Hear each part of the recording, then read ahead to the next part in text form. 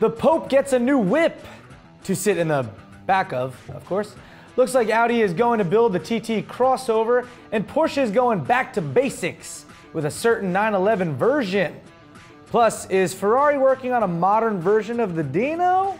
Oh, I'll tell you. Plus, it's Monday, so we have a little bit of what, AK? Commenter of the week. That's right. Hey, what's going on, everybody? I'm Derek D, and you're watching Fastlane Daily simply because you're cooler than your friends who don't watch. So tell them to be cool.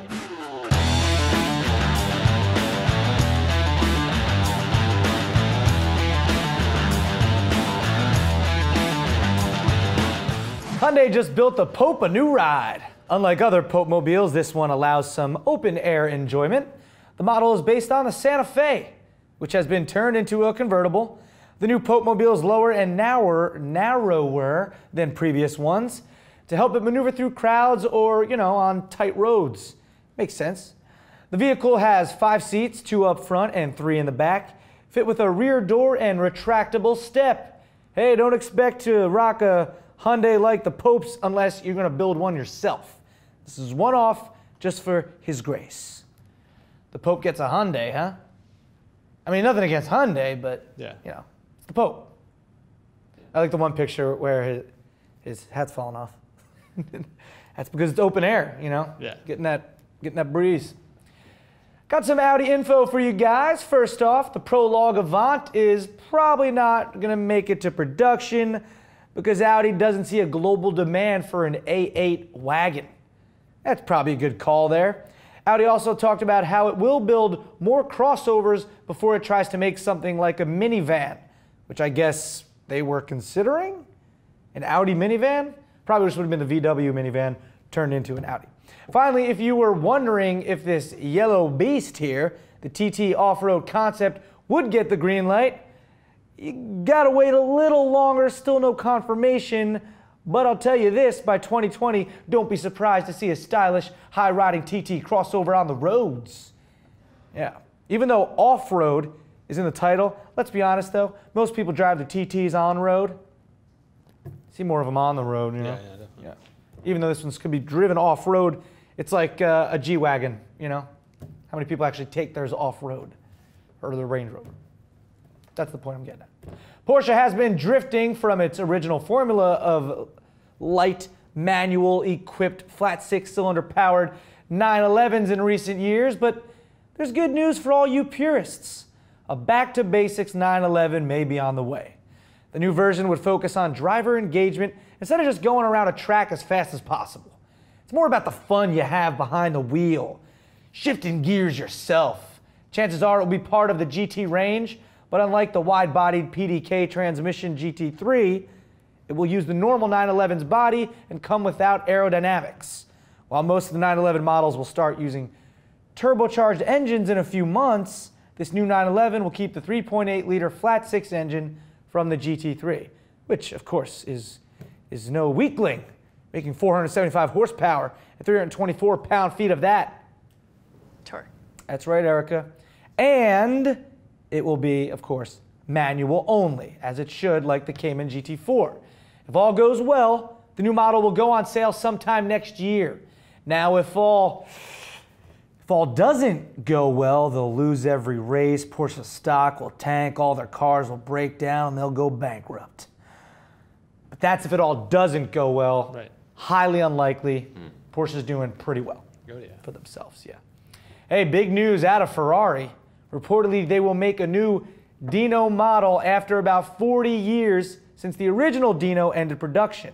Fiat CEO Sergio Marchionne is so keen on the car that he said it's not a matter of if, but when.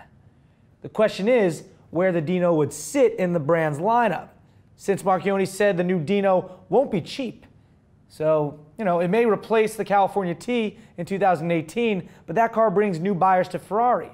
So the Dino could just be added as a 5th model, focusing on mid-engine traditional Ferrari performance. That's what they're saying. The new Dino could rock a twin-turbo V6, good for 500 horsepower, excuse me, and be priced around the California T's $228,000. Yeah.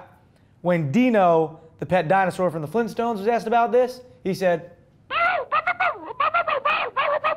yeah, which obviously translates to, I'm very excited about this. The Dino was an iconic Ferrari, and it's my pleasure to share the same name as such a fine automobile. Now, if you excuse me, I must go fetch a bone.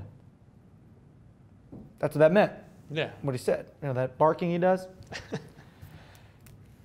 Do dinosaurs bark?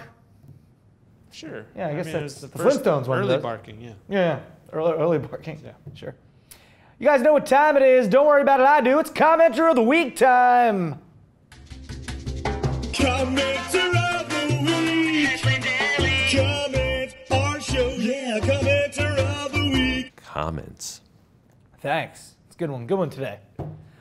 This comment comes from FLD fan Suhab Ahmad. Hope I said your name right, man. Hope I said your name right, man. He said, you always be saying pound feet of talk, but what does it actually mean? Any ideas? I'm confused.com.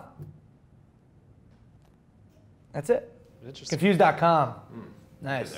That's funny. I do that a lot too. Like I use it, you know. Anyway. Well, just FYI, let me say that we aren't saying pound feet of talk. We were saying pound feet of... Torque. That's right. Pound feet of torque. That is correct. But I wonder, it's kind of interesting, I wonder what pound feet of talk would be.